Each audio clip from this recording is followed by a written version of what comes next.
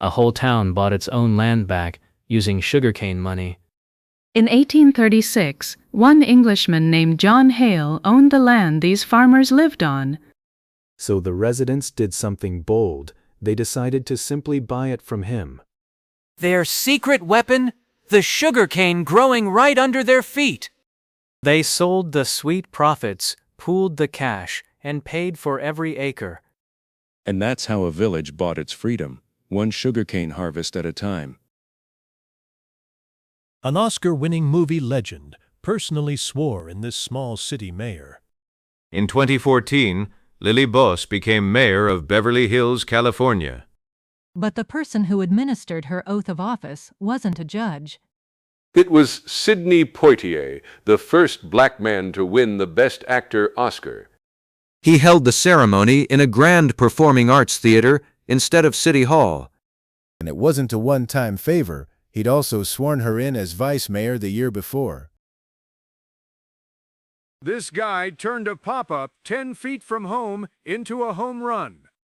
His name was Count Campau, a speed demon of 1890s baseball. He supposedly held the world record for circling all the bases in 14 seconds. So one day he lofted a weak little pop fly, barely past the plate. The pitcher and catcher both froze, bumped, and let it drop between them. By the time they grabbed it, Campau was already crossing home and inside the park homer on a 10-foot pop-up.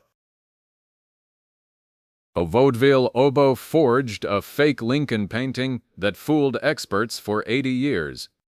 He called himself the very first stage tramp in all of show business. In the 1890s, his shabby tramp act made him a headliner across the country.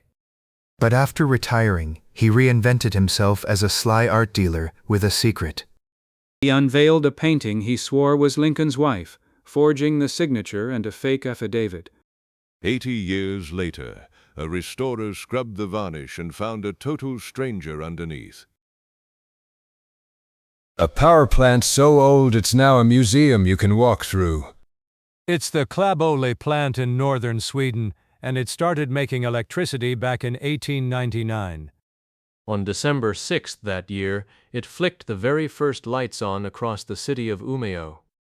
And it just kept going, humming along and powering the town for nearly 60 years straight.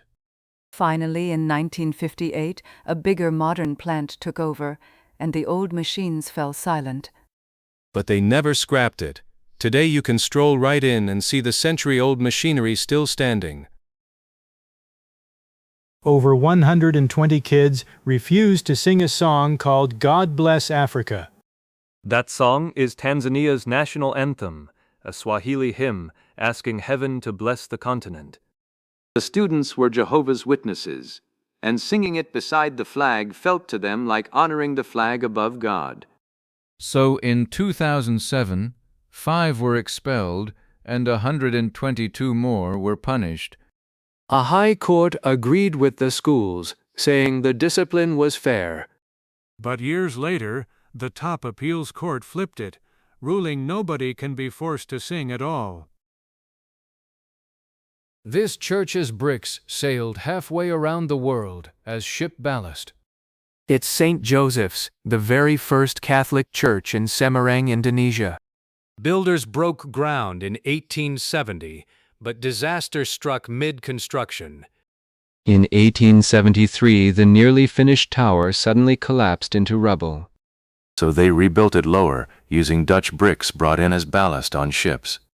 Over 150 years later, those ocean-crossing bricks still hold the church up today.